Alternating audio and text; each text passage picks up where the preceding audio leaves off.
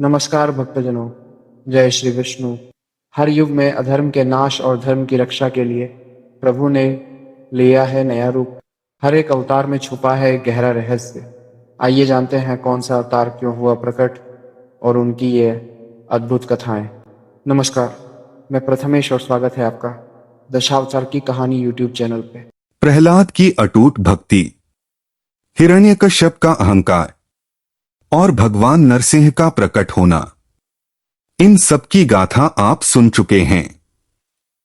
लेकिन शिव पुराण में यह कथा यहीं समाप्त नहीं होती, क्योंकि भगवान विष्णु का रौद्र रूप शांत नहीं हो रहा था और तब स्वयं महादेव ने धारण किया एक अलौकिक रूप, शरभ अवतार। अब आरंभ होती है वह अद्भुत कथा। राजमहल की अंधेरी कोठरियों में एक नन्हा बालक प्रहलाद बार बार अपने प्रभु का नाम जप रहा था, नमो भगवते वासुदेवाय। लेकिन उसके चारों ओर सर्प लिपटे हुए थे, जहरीले दांत निकले हुए। फिर भी उसके चेहरे पर भय नहीं, बल्कि विश्वास की रोशनी चमक रही थी।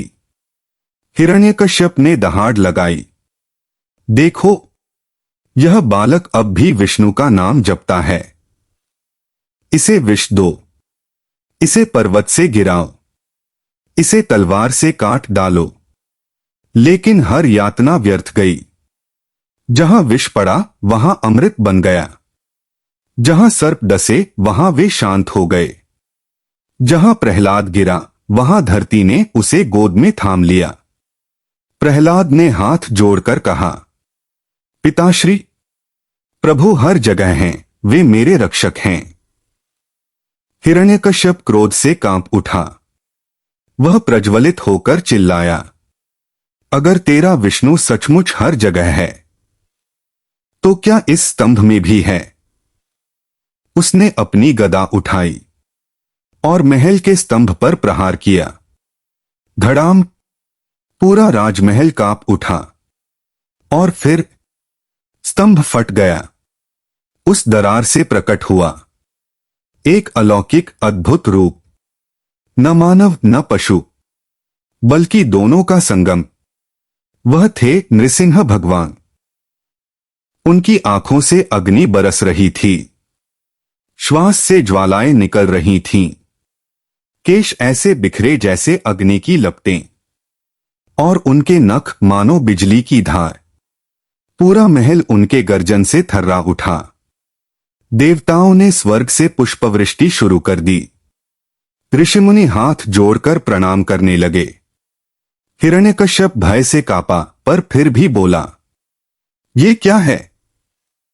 न मानव, न पशु, न दिन, न रात, न धरती, न आकाश, ये कौन है? प्रहलाद की आंखों से आंसू बह निकले। पिताश्री, यही हैं मेरे प्रभु, मेरे रक्षक नृसिंह भगवान। इसके बाद महायुद्ध छिड़ गया। हिरण्यकश्यप ने अपने अस्त्र शस्त्र चलाए। वज्र, गदा, खड्ग सब व्यर्थ हो गए। हर बार नृसिंह उसे धराशायी कर देते और हर बार वह अहंकार से उठ खड़ा होता।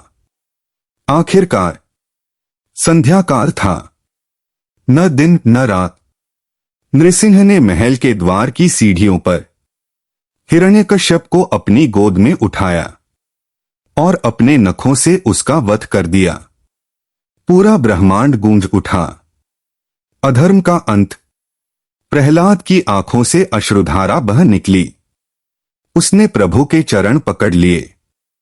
देवताओं ने एक स्वर में जयकार की, जय श्री नरसिंह देव। लेकिन युद्ध समाप्त हो गया था, पर भगवान नरसिंह का क्रोध शांत नहीं हुआ था। उनका रौद्र रूप और भी भयानक हो उठा। धरती कांप रही थी, आकाश गड़गड़ा रहा था। देवता भय से कांपते हुए बोले, हे प्रभु, अधर्म का अंत हो चुका है, अब शांत हो जाइए। पर कोई भी उन्हें रोक नहीं पाया। यहां तक कि ब्रह्मा, इंद्र और सारे देवता भी पीछे हट गए। अंततः सबने एक मत होकर निर्णय लिया, अब हमें उस एक की शरण लेनी होगी जो त्रिलोकी के संहारक हैं। केवल वही इस रौद्रता को शांत कर सकते हैं। और इस प्रकार देवता, ब्रह्मा और ऋषिगण सब मिलकर कैलाश की ओर बढ़ चले, महादेव शंकर की शरण में, प्रभु नरसिंह को शांत करने के लिए। भक्तों, प्रभु के प्रत्येक अवतार की कथा में छुपा है गहरा रहस्य, और हर कहानी हमें धर्म, भक्ति और सत्य का नया संदेश देती है। तो जुड़िए अगले भाग में और जानिए दशावतार की कहानी। अगर आपको ये कथा पसंद आई हो तो इसे लाइक करें, शेयर करें और चैनल को सब्सक्राइब करें ताकि हर दिव्य अवतार की गाथा सबसे पहले आप तक पहुंचे। जय श्री हरि।